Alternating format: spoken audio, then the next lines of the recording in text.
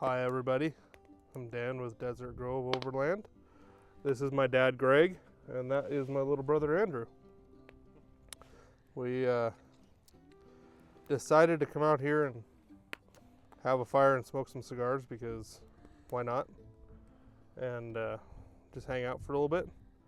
Yeah, it's in the Pacific Northwest and now it gets dark at 5 o'clock in the evening in November, so we got some time to kill, huh? yeah, lots of time to kill this time of year. And I thought we'd come out here and just kind of talk about, you know, what makes a good base vehicle. Everybody here's got something more than your average person of experience with crappy vehicles. And then there's Dan. And then there's me. And then, you know, Drew, he's a mechanic and also really cheap. So he's had quite a bit of experience with junk. Not even junk, just older vehicles in general and what's kind of good and what's bad. He's lived long enough that he's had most of the cars when they were new. And I have a problem with older cars, so. Is it a problem? It's kind of a problem, and we've also all had newer stuff. So it's kind of. Yeah, my Daily's a 2011 Ram 2500. It's pretty new. Yeah. No big complaints with it, other than, you know, transmission dead again. Yeah, that's your own doing for the most part. It's pretty typical. And, but you know, heavy right foot. You know, between all of us here. Oh yeah, I only have 2 mics, so. Yep, I got one. Andrew doesn't have one, so if his audio's not that great, I'm sorry. Yeah, raise your hand and we'll tell you what he said. Yeah, like and subscribe some more so I can buy better stuff. That'd be good. But yeah, like you've got a 2011 Ram 2500. Yeah. He's with the Cummins. He's got a 2006 Ram 3500 with the Cummins. I've got a 2018 Ram 1500 with the Eco Diesel and this thing, and my wife's got her Lincoln, an 08 Lincoln Navigator, which is the same as an Expedition. And then beyond that, I've had 50 cars. You've had Oh, I don't even know where to start. quite a few. Yeah. He's not up to 50, but I wouldn't be surprised if up to 30. Yeah. Shady ownership. That's Yeah, where you get the win. Yeah, there you go. Yeah. You know, we line the license or the wall in our office and license plates of cars we've had. It's not license plates we just picked up. So it's quite a few. Yeah. And like I said, he's had quite a few different trucks in the past. You know, a lot of the cars that we're going to be talking about are cars that we've owned. And we have a lot of experience with. And have a pretty fair amount of experience with. Or desperate to own. Or Yeah. owned and regretted. Yeah, or owned and regretted for that matter. No! But yeah, so let's start with what I currently have and why. I've got a 1995 Chevy Suburban K2500. It's got the 454 in it, 4L80 transmission, 14-bolt rear end. It's 8 lug, so that's kind of nice. I made a whole other video on what it is. If you'd like that, I'm going to try and figure out how to link that into the video at the end or here. But I picked it because I've got little kids and we all go together. Before this, I've had a 2014 Ram 1500 that I've overlanded.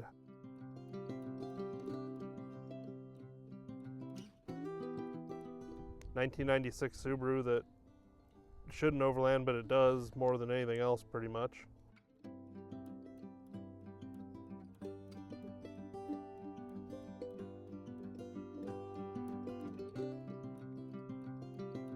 Then I've had a 2017 Ford Power Stroke that I overlanded some.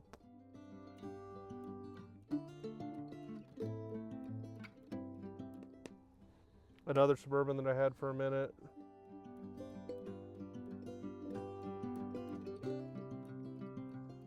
Two Jeep Cherokees.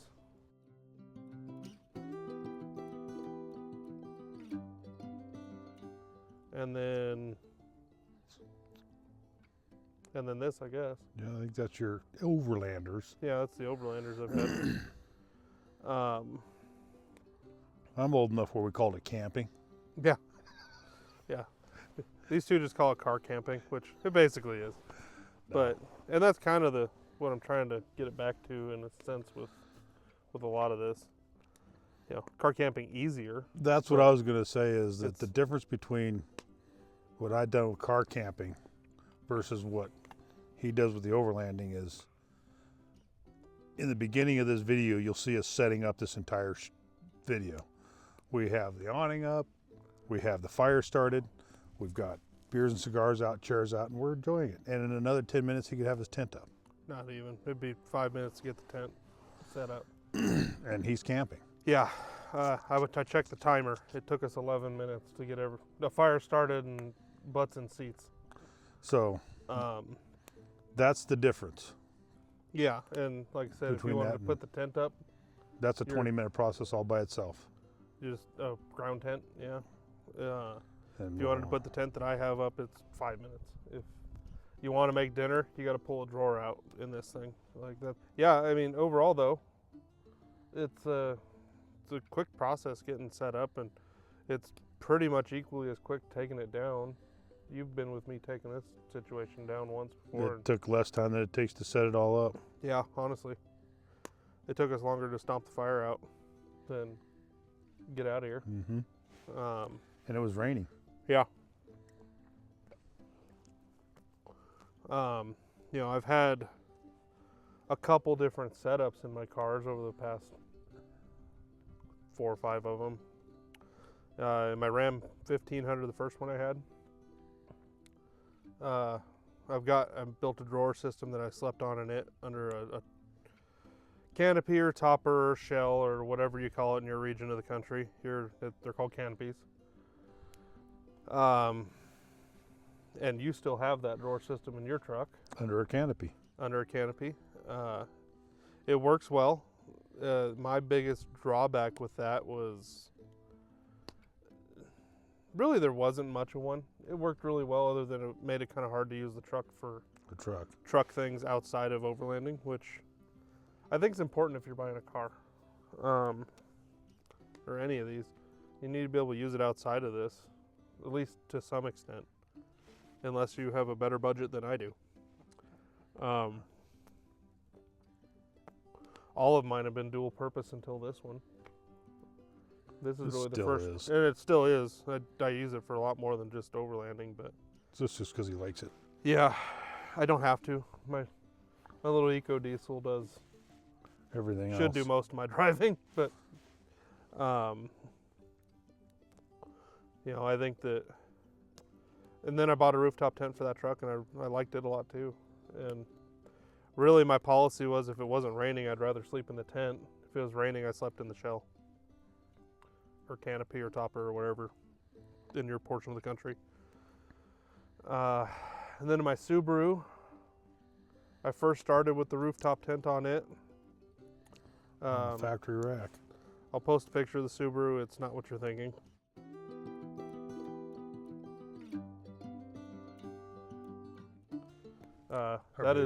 Maybe it is. I bet you that car would be in the running for the cheapest Overlander in the United States. I paid $160 for it. I used parts off of it to fix other cars, because at the time I was flipping Subarus for fun and money. And that car, I don't think I bought a new part for it yet. Tires. You're right. I have bought new tires because I'm kind of a stickler for tires. But that car has been basically yeah, and a lot of Amazon lights because it's also a Gambler 500 car.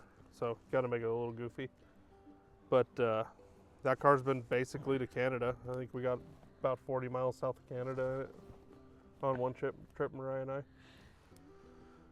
And then we took it down to King of Hammers in Southern California one time too. And kind of overlanded the whole way. We never got a hotel on any of those. That's a lie. We got one hotel in Joshua Tree after King of Hammers because we were filthy. Yeah, it was a horrible hotel. Yeah, it was not good. But all I cared, I'd have paid $200 for a shower at that point. So we paid $200 for a shower basically. Was the pool open when you went? But yeah, that car, we pulled the back seat out of it and kind of made it a sleeping platform in there too, but mostly just for stuff, gear storage. And I still have that car. It's my wife now calls it the most expensive, cheapest car we've ever owned because I have. It's worth keeping alive. We just love it. And then after that, see here, I bought that 2017 Power Stroke. And comes out to the 1500 Dodge. Had that truck for a while. Yeah, I traded my Ram 1500 in and on that. Needed a bigger truck for work at the time, and yeah, we really liked that truck, but I really hated the car payment. We couldn't afford to really go do anything because it was so darn expensive.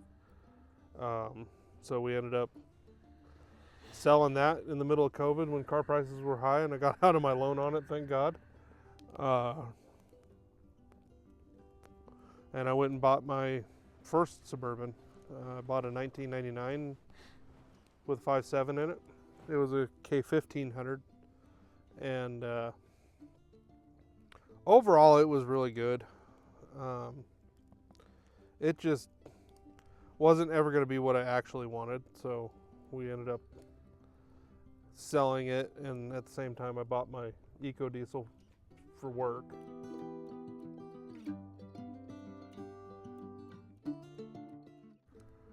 And so I didn't really need two 1500s around. So I ended up selling it and bought a Jeep to go four-wheeling with Andrew over there. And Yeah, back when the Bronco ran. yeah, back when his Bronco ran. And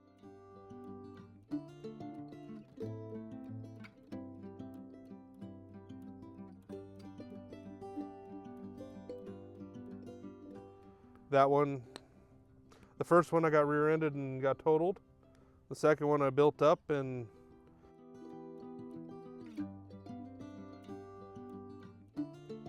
around that time my wife and I had kids and we ended up with twins, and boy do they need a lot of stuff. So the Jeep no longer worked. I couldn't drive it with them sitting forward after they turned their car seats around. And then they just need too much junk to go camping. So we ended up back in the Suburban. I found this one and bought it. Real basic synopsis of it. It's pretty much factory. We got wheels and tires on it. It didn't need wheels. I just wanted wheels. I've got an ARB bumper for it.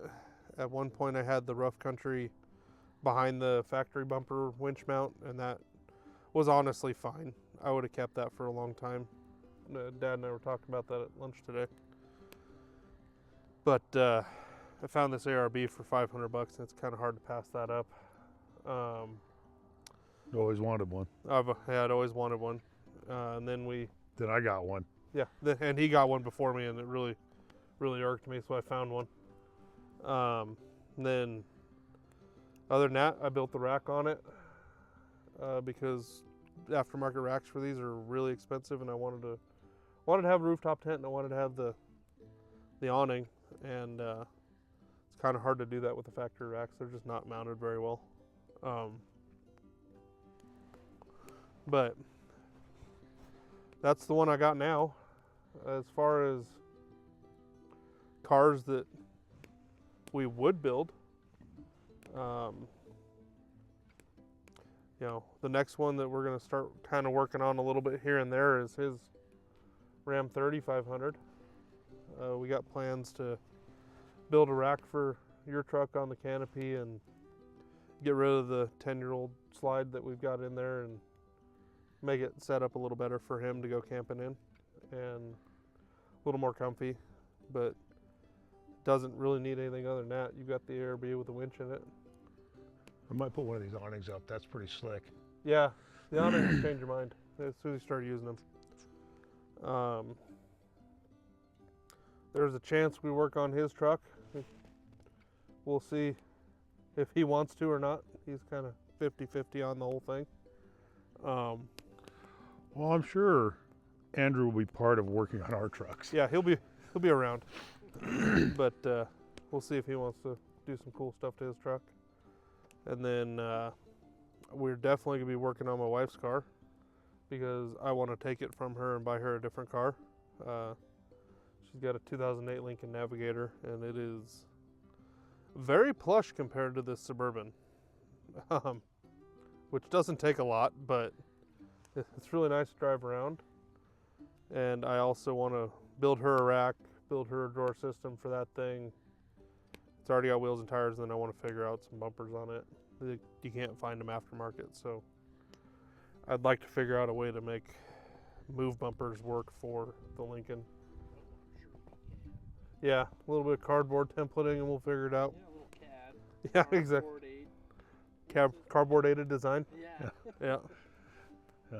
It's the nice thing about like this truck here and most of the vehicles we own, you can get to the nearest O'Reilly and get whatever parts you've got to have. They've got it in stock. And you can generally fix it with tools that you either have or that you could buy at that O'Reilly. Absolutely. Short of something coming out of the motor in a fashion that was really fast, you can pretty much fix anything with all these older cars. Yeah, And you can fix them just about anywhere. Well, and so like, the reason I picked the older cars is I've seen people with newer stuff go out in the middle of nowhere, and one sensor that truly probably doesn't have anything to do with the motor running correctly or right goes bad, or a wire gets cut or something like that, and they can't drive their car out. Whereas this thing, pretty much if it's sucking gas and making electricity, it'll drive where it needs to go. That is the beauty of that generation. I mean, OBD2. It's not even OBD2, this puppy's OBD1. When it first came out was great, but anything pre-OBD2 is like kind of, you don't have to worry about computers. Yep. And you have to worry about sensors, but sensors are good. They help keep you from blowing up the engine and having scattered parts on the side of the highway. yeah, and I'm not saying they're not a bad thing, or I'm not saying that they are a bad thing. You know, my thing is with the older cars and the ones that we're going to talk about in part of the next part of this video. Anybody, whether you've got tons of skill or not, can pretty much do anything you want to do to those cars with a YouTube video And desire. and a real cheap set of tools. And build off of that, and you can become a little more self-reliant that way in the first place.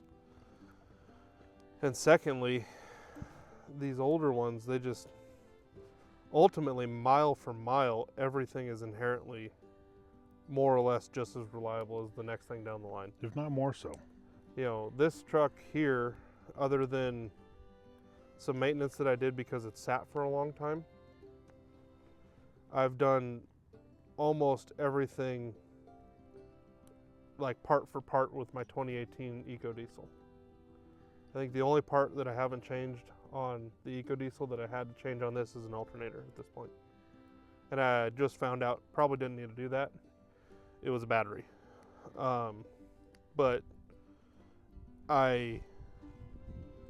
this truck, I can do that in my driveway or in the O'Reilly's parking lot or at Walmart or any small town or in the dirt over here. And what did your And my alternator alternator cost? was like $80. And we replaced the alternator in my truck, which is an 06, and it was $274. And it just kind of gets more and more expensive the newer you get. You know, I think that for what a new car payment on a new car is right now, I paid $3,000 for my Suburban. That's 3 or 4 months of car payments on a newer car. And I own this outright. I don't have to, it's mine. And on top of that, I don't have to worry about devaluing it anymore because of that. Most anything built, we've talked about this amongst us. Almost anything that's been manufactured or built since, call it 2015, 2016, there's some level, it seems to be, of planned obsolescence. They build them to fail, so you have to buy a new one. You know, his 2018 is, you know. I am terrified of the day that thing decides it's just done, because it'll cost more than the truck's worth to fix it at this point. That truck is honestly my perfect example of, you know, I don't use it for overlanding. It's solely just a work truck, and I drive it outside of work for hauling kids around whenever I don't want to drive this. But it's right now, I'll show you some clips of it in the video tucked in here somewhere. But it's the perfect example of what not to do if you're going to build an Overlander, because it's kind of built like an Overlander, even though it's not. As an Overland, like that was kind of the idea. It had these little toolboxes in it. It got great mileage. I thought I was going to use it that way, and I ended up not. Well, and it just doesn't work because of the suspension. It's so expensive to upgrade in any way because those stupid toolboxes in the side. It limits all of your bed options. Yep. For truck Well, that and so I had wrecked it 3 years ago, and we ended up buying the cheap Chinese knockoff bumpers for it instead of the factory bumper. They were less expensive than the factory bumper was, oddly enough. But it's an off-road looking. But it's an off-road looking bumper, and it has a winch mount. And I put a winch in it because I'm not going to have a winch hole and not have a winch. That's just not the way I'm wired. But I wouldn't pull on that winch very hard with that bumper. It's made out of 1/8 inch. Oh, it might even. I bet you if I had to pull that truck out in a bad situation, it'll be the last time that bumper ever sits on that truck right. Well, I don't think you'll ever be able to put a snatch block off No, that winch, I might be able right? to straight line pulls, maybe. But even then, if I'm bogged down bad, I don't know how well it'll hold up. Like, again, going back to that Eco Diesel, I would hate, you know, it's got bald tires on it right now, mostly because we're really cheap as a business. But, you know, I could see if, in my personal life, if that was the truck that I had, it would be in the same situation. I'd have put the cheaper bumpers on it because they were cheaper. I'd run my tires down to nubs because they're expensive. I would run, you know, that truck basically the way it is to Overland in, because if it's what I had, it's what I'd be using. Yep. And I don't think that's the best route. And our payment on that truck is relatively low. Yeah. Yeah, modern standard. Yeah, by the modern standard, it's really low. But it's, I've got friends with payments over $800, $900 on multiple birds. So let's talk about other vehicles besides the Suburban that you would consider. 74 Bronco. that's because he owns one. Yeah. It's very durable. That would be the most expensive vehicle I can imagine building right now. Swap engines, relatively easy with modification. Yeah. Well, I'll put a picture of his Bronco in the Andrew's video very, right here, very too. hard on his off-road vehicles. He's pretty very hard on everything. He's hard on everything. 150,000 second trend. Yeah. But I would start. It depends on what you're starting with and what you need. You know, in my shoes right now, this Suburban fits perfectly because I have a family. I've got 2 3-year-old daughters. and I can haul them and our dog and all of our stuff all in this truck and use it to camp together. And when it's just myself, it's really comfortable because I got a lot of extra space. If I was a single guy or semi-single guy or just going out with my wife, you know, we ran that Subaru all over the country, but I probably wouldn't pick it. I would build a Ford Ranger. Anything like Their 90 previous generation. What is it, 94 when they did the body change? Or Yeah. 95, somewhere in there? Somewhere in there. I'd stay with all the Rangers We've had really good luck with 98 to 2011s. pre-new generation, like the 2017 when they came out with the new ones. Yeah. When they reintroduced it. But like other than that, Yeah. they all got 2 frame rails. They didn't ever put a good engine in them, but you can swap them in. You Well, can go to the solid axle. That 4.0 is a pretty damn solid motor. Yeah. And the 3.0 doesn't have enough power to hurt itself. Yeah. Both Um, no complaints.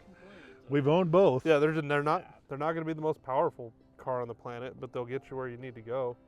And we've had, let's see here, you've had a 4-liter Ranger.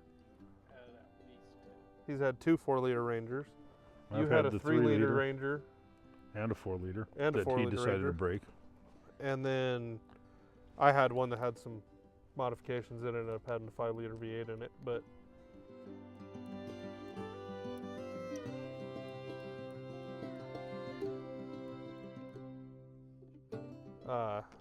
all of us use those Rangers for things that are far beyond what a Ranger should do. Well, and I'm an Explorer fan. So the Rangers we were talking about, That would be really high on my list. it would be, especially just for 2 people. If you're just running 2 people, that's a really solid truck. The I've- aftermarket is very strong for them. for the most part, you know, I've always called them the Toyota of the American market. They're pretty reliable. They're really easy to work on. They're, again, one of those cars that you can drive into any O'Reilly's anywhere in this country and find parts for. And they're roomy enough.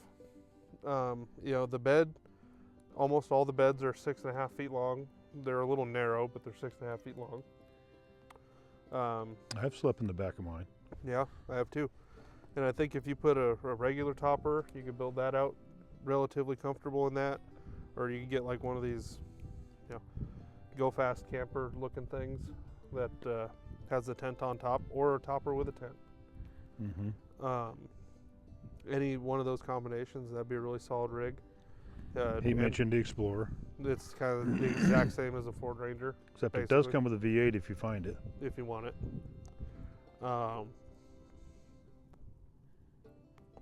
That'd be really high on my list. The Tahoe, Yukon, that whole shtick of cars, anything pre-2007 would be high on my list. For those, I think it'd be really cool to build a, you know, I've had a lot of second-gen Ram 1500s, So have I. and I've had a lot of the Cummins trucks too, the 2500, 3500 version of that same truck. And if you can get over the interior being a little junky, I they kind of are. like it, but I'm old. It's not even the dated; they're just kind of junky. The dash, The dash likes to break on them, but you can replace that.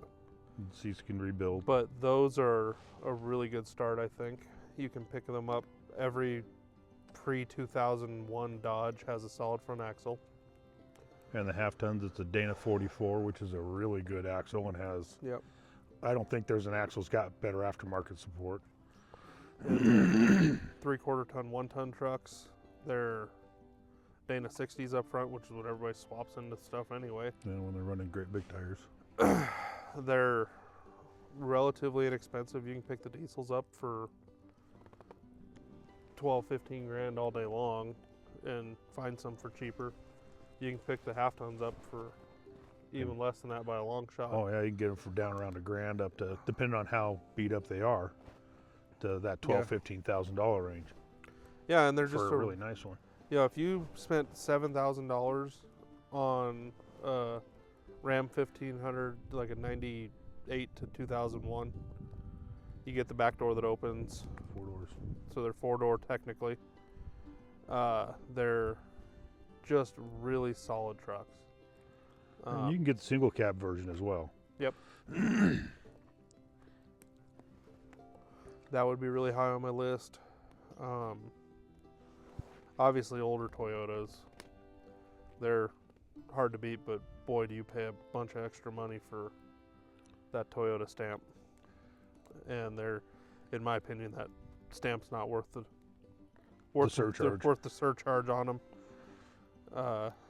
Any of the old Nissan trucks are kind of the same thing. They're really good. Again, older Nissan trucks. Yep. And basically, you're looking for the solid front axle on those older trucks. And you get those and drop down into it. You're getting a truck that was built to be more than just a grocery getter. Yep. They can handle some decent tires, and they can handle the flex, that front Now, axle moving up and down. Speaking of more than just a grocery getter, we are in the United States, and almost every road that we travel down, with the exception of more difficult trails, they're not roads, they're trails, you could do in Most cars, pretty much anything. anything all-wheel drive. Anything all-wheel drive, at least. It might come down to ground clearance. So even those newer ones that have a little lower front end, they'd be fine. I don't have anything done to the front end of this truck right now. It's on my list of wants and things I will get to, because my goal with this is to take it to Alaska with my kids. But and I just also want to do it because I have a problem with fiddling with things. With leaving anything alone. But I think that inherently the best car to own and the most reliable one is going to be probably the one you own, as long as it will fit your needs. Yeah. And if you're shopping around, I would really push for anything from the American market. It's where we live. If you look at traditionally, everything Overland kind of stems from Australia. basically what Australians have been doing for 50 years. And they'll argue that older cars in Australia are better than the newer ones as well. Now, their older cars are all Toyotas and Nissans, and they're all pretty much out of the Japanese market. But I would venture to say that the reason overlanding is kind of pushed towards Toyotas in general and Jeeps is because what we're basing off of is a foreign market, a foreign activity, I guess. And there's no reason that it needs to be Toyotas. I think it's also because a lot of the aftermarket, when they're looking for who they're going to market to, it's people who can afford to do this. Buying a new rack, rather than spending a few $100s, you're spending a few $1,000s on a new rack. Or the tent and the awning and all that stuff. That's expensive to go buy new. So if you go buy older American, you're able to either retrofit a used part into it, or pick up used parts, or do like Daniel's done, and he's going to start pushing it, is build your own. Yeah, I'm going to be building a lot of parts for this Suburban and the cars that we talked about a little bit here that we own right now, especially, in order to kind of fluff up what the hole in the market right now is older American stuff, and or older domestic market stuff.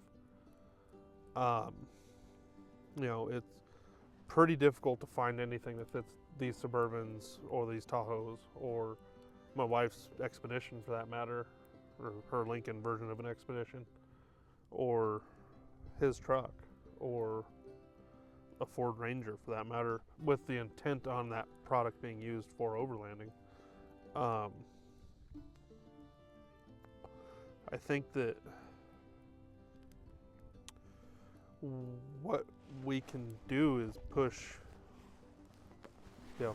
by smaller companies like me starting that trend. Bigger companies will get on board and you'll get a whole plethora of products eventually over time. And I think that, this hobby doesn't have to be expensive. If you watch... I've been doing it broke for as long as there is. Exactly. I've been doing it broke for as long as I've been able to drive. And... Take what you got, go do what you do. Yeah. And, everything that I've added to this truck with the exception of the wheels and tires... And your slide. And my rack. And your rack. Has cost less than $500. The slide cost less than $500. And I did it over time. I didn't do it all overnight. I've had this truck for 2 years now. It's been a little bit of an expedited process lately just because I got into it a little harder than usual, but you built the rack. And also because I'm trying to kind of push this as a business more than anything else. If it wasn't for Desert Grove, the business, all this stuff would have happened, but it would have been eventually. The tent that I bought it used. I bought it for $400 used. The awning here, I paid $250 for it, used on Facebook Marketplace. I built the slide myself to fit my needs. And you can watch 2 woodworking videos on YouTube, measure what space you have in your car and build your own. They're not hard. Really the only thing that was mildly difficult was the rack, and that's because I went a lot harder on it than I normally would, but I'm also trying to sell them. The ARB bumper I bought for $500 on Marketplace. The most expensive thing. Yep. If you pay attention to a lot of my shorts or my walk around video that I got of the vehicle, I have a lot of Harbor Freight parts and pieces on this thing. I've got one of their winches. I think they're great. You've used their winches, Drew. Oh yeah, no complaints with bad winch. Bad man. Yeah, you've used it more than anybody else that I can think of. Yeah, those 12K winch. I will testify that the winch cable breaks just over 12K, and you need to upgrade to the synthetic rope. But other than that, yeah, it's great. Yeah, and but ultimately, it'll work in a pinch. Oh, yeah. How often do you need 12,000 pounds? Exactly. You can lighten the load on that line by running snatch blocks. Yep. And so, the 12K doubles every time you snatch it. Yeah. So you can solve that problem by just having more snatching in between. Well, they work great. The part that I've got Harbor Freight lights on the front of this, and they cease to amaze me. I cannot believe how nice they are. Never cease to amaze you. They never cease to amaze me, right? I can't believe how nice they are, and they're pretty inexpensive, and boy have I abused them.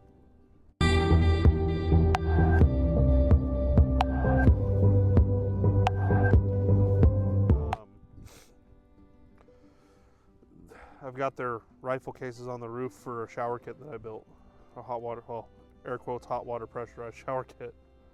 Warm water. It's mostly warm water because the sun heats it up, and on days like today it's not going to be very warm. But I use a lot of their parts. I think that a lot of their stuff is pretty decent for what it costs. The deeper you get into buying tools from there, the more you'll kind of realize that there are certain ones that are worth paying extra money for, or if you're making a career out of it like Andrew. Yeah, that's where They're it's not hard. really career tools. They're good, really good home motor tools though. So, Ultimately, it boils down to use what you got and make it work. Or if you're in the market, look for older stuff, look for American stuff, look for stuff that you're willing to work on. Because every single car you buy, you could go buy a brand new Toyota and it'll spend as much time in the shop over its lifetime as this thing does. well, I would much rather drive an older car. You know, this thing, one of its big detractions is it gets 10 miles a gallon. Period.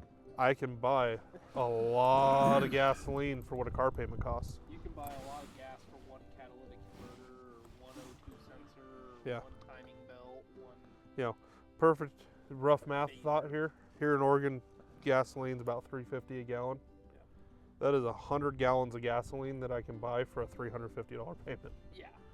And try buying a newer car for $350 a month.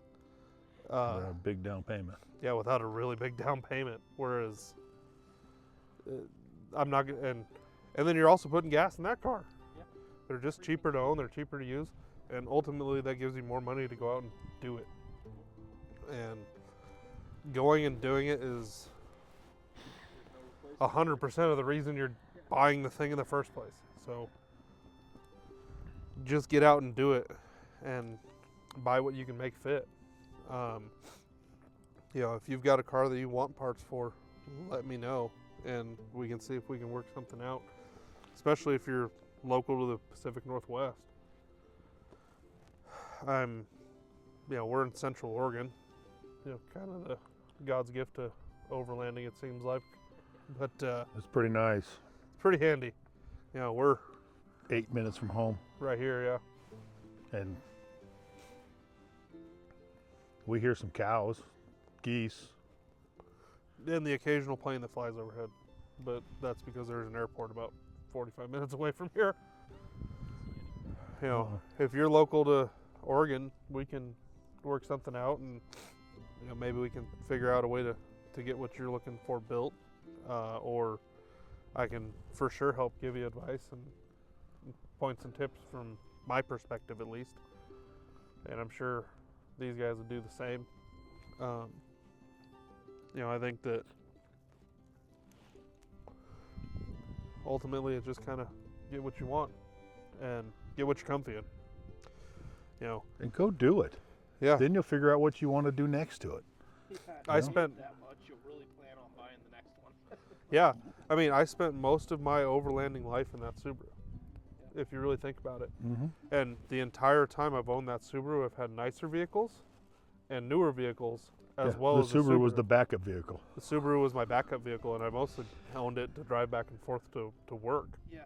Because we live an hour from where I work, but not anymore. But at the time I was, and now, if that car was running, it needs a motor right now because Which you could something go buy about for 200. 350,000 miles. I finally give up the Ghost, Yeah. but He could go buy another motor for it for $250, but Or I it'd be a could build day. one.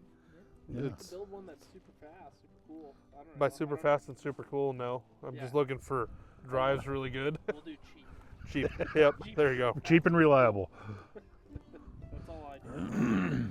But you know that car. Mariah and I took it all over the place.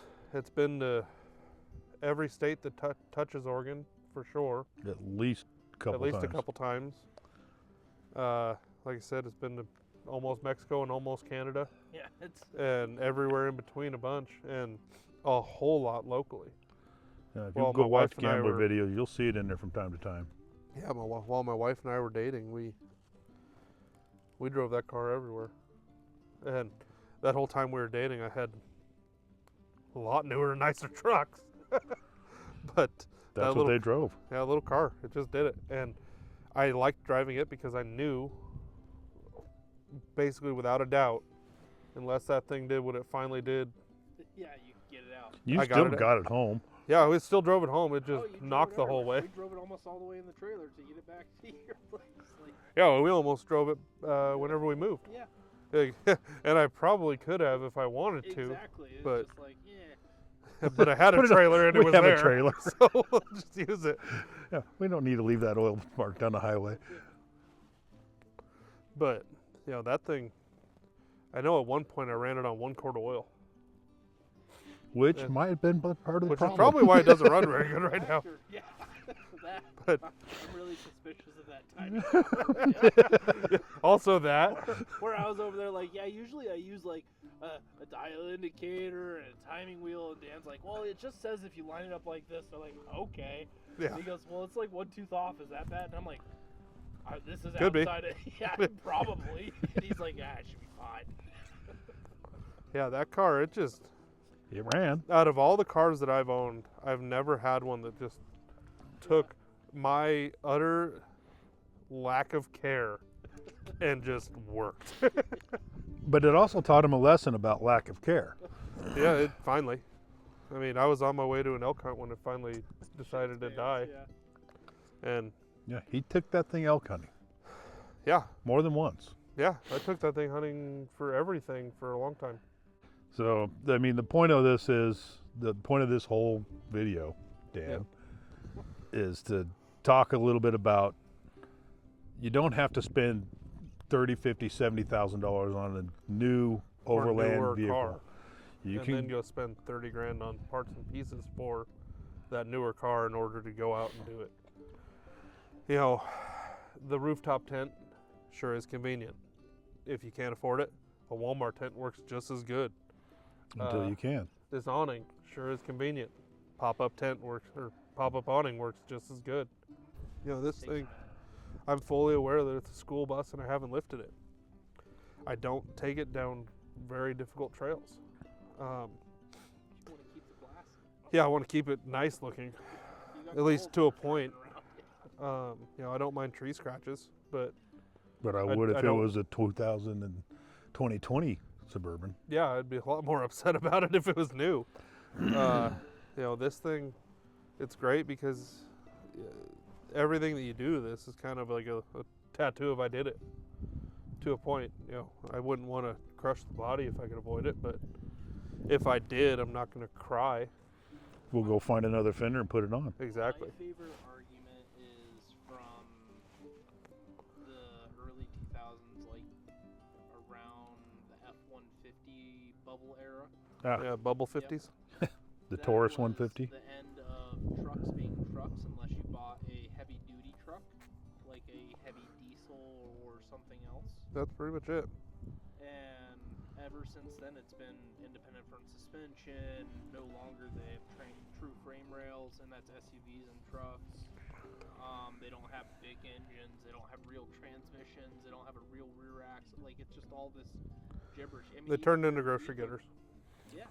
Yeah. The EcoDiesel, while it's pretty truckish, it's got a tiny little aluminum diesel engine in the middle.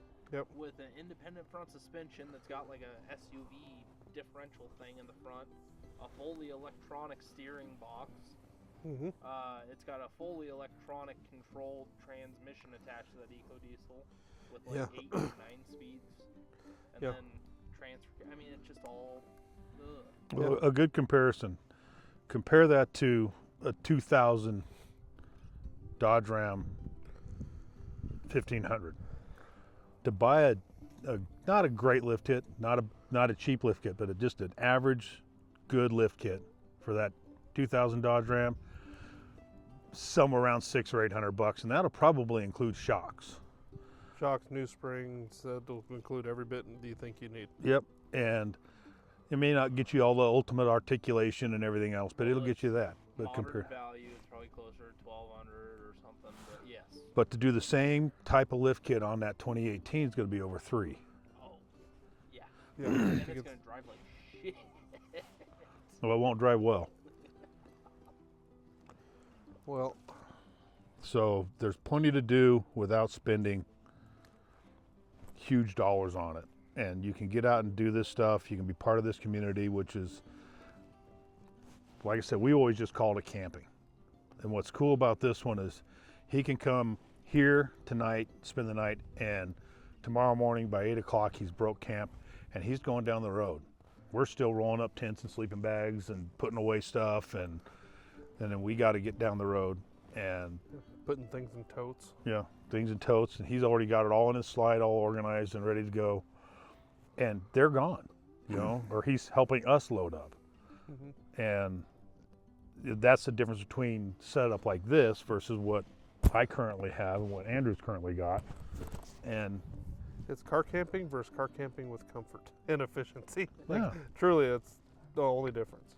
You know, if you're going to one campground, one campsite to spend a week, it might be nice to put out a bigger camp and put a big tent up so you got a little more room and can get out of the weather better or whatever else. But if you're going to go from here to somewhere else to somewhere else to somewhere else and see different sites on every day and do things and see just different things or go places, or you'd be shocked how much stuff you'll find at the next little town that you happen to go through because you went down this dirt track to the next town that's up here that's only got 800 people in it or less. Mm-hmm. But in that town, there's a restaurant or a Bigfoot museum or who knows, you know, whatever that little burg has that they think they're famous for, there's probably a museum for it. Mm-hmm. You know, and that's cool to go see. And then it's cool to go up into the hill above it and, wow, look at this view. This is where we're going to camp tonight. Well, you don't have to have a perfect campsite if all you got to do is pop out the rooftop tent. Yeah, you just have to make sure your car is like relatively level. That's all I have to do.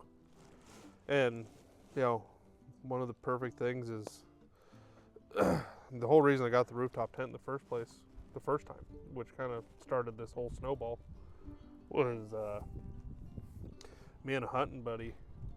We used to go after work on Friday, and we'd have to be back home on Monday, and we would go all over Tarnation hunting whatever we could hunt. And that meant that most of the time when we left on Friday, because most hunting seasons are this time of year, we would show up somewhere in the dark and we'd go, well, I don't know what this looks like for hunting, but we can figure it out in the morning. This is a nice flat spot. We'd pull off just like I did right here and unzip my tent, and that tent had pillows in it and sleeping bags in it already. We'd go up there and just go to bed at 11 o'clock at night when we finally got there. And the next morning we get up right at daylight, and if that spot didn't work for what we were trying to hunt, it took us 5 minutes to roll the tent back up and get out of there and go somewhere else. But instead of sleeping in the front seat of the truck where it is uncomfy and nobody sleeps well, we were rested and good to go and able to get up and go in the morning and find where we were looking for. And then we would set up a little more permanent camp for the weekend when we found that. But it allowed us that luxury. You know, this is going to be my elk camp for the year, this year. I'm going up alone for a week and a half, and I have an annex room that goes on this awning that I'm going to spend most of my evenings in, I imagine. And I've got a diesel heater that I'm working on right now that'll heat them up. And then I'll crawl up in my tent when it's time to go to bed, and I'll be nice and cozy in there. And if I decide that that spot's not working for me, it'll take me 20 minutes on my own to roll everything up, put it in the truck, and go to the next spot. You know, it's just very mobile and very, very agile. And a lot of this stuff's pretty user-friendly, even if you get the older stuff. You know, if you got a newer tent, like the clamshell tents, just raise up. You don't even have to. That's a 2-minute setup. Not even. It's probably more like 30 seconds. All you got to do is unclasp 2 clasps and push up on it, and your tent's set up. And folding it back together the same way.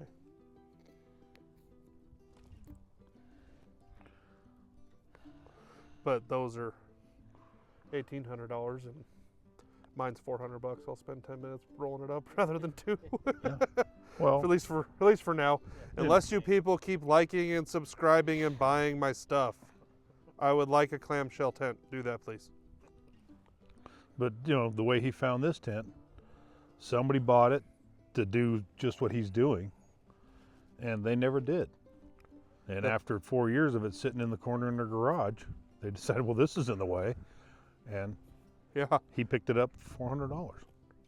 Yeah, it's an $1,800 tent new, and I paid $400 because somebody stored it for me for 4 years. It still has plastic on, well, had plastic on it in a lot of it, so they never even really used it.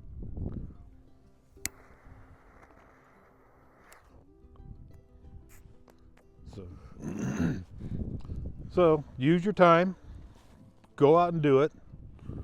Spend the next few weeks or months, if this is something you're interested in doing, and look into what you want to do.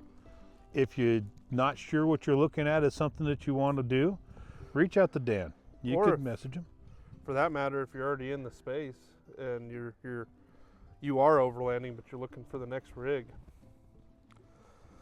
I really strongly urge you to look backwards instead of forwards.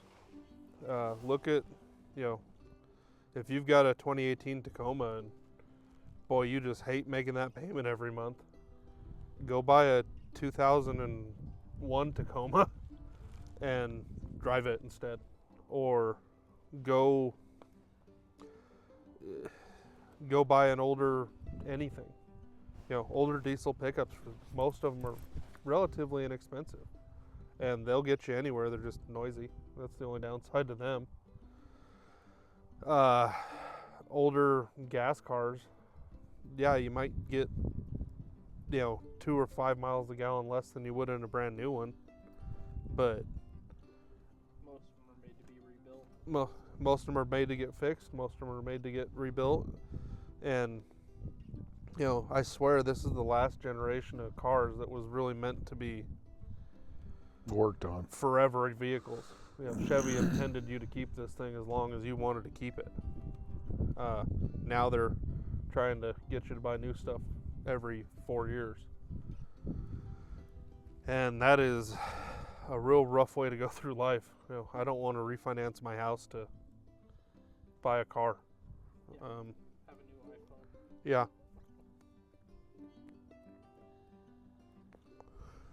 Yeah. Get out and do it. Use what you can, and if you're looking for, if you've already got the gear, you can generally find something that works for less money. Ultimately, this whole setup, by the time it's said and done, right now as it sits, including wheels and tires, I think I'm $7,000 or $8,000 into it. I doubt you're at 8. You're probably about 7. Probably about $7,000 into it, and I almost guarantee I can use it just the same as somebody that's got $40,000 or $50,000 in theirs.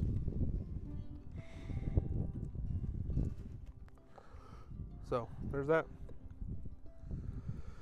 And with that, I think we're gonna finish our beers. Finish my cigar because everybody else already did. We didn't talk as much. Yeah. And stomp a fire out and get out of here. Clear out the rocks. Anytime you make a campfire, first of all, make sure it's really out. Or I really hate breathing smoke all summer. Yeah. And secondly, your campfire rings, if it's not one the Forest Service put in, basically a steel grate, spread your rocks out. Just the whole leave no trace thing. Leave no trace. Pick up any trash you find. Yeah. You're driving down that track and you see where somebody's can fell out of their car or whatever. An old Mylar balloon. Pick it up. Take it with you. Be good stewards of the land, otherwise this stuff goes away. And I will be very sad if it does. I don't know about everybody else, but it's pretty neat that we could decide at 4 o'clock that we want to go have a campfire somewhere and get in the car and go have a campfire somewhere. And I don't have to actually own the deed to this to enjoy it. Or pay anybody for that. We're right here. It wouldn't be a bad campsite at all. I'd camp here if it wasn't 5 minutes from the house. Yeah, as comfortable as this is. I have a bed not very far away. And hot shower.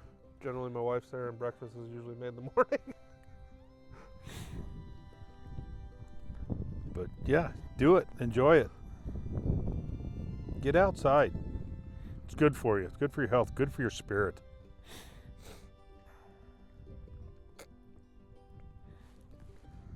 There's the end of the video. Cheers. Break.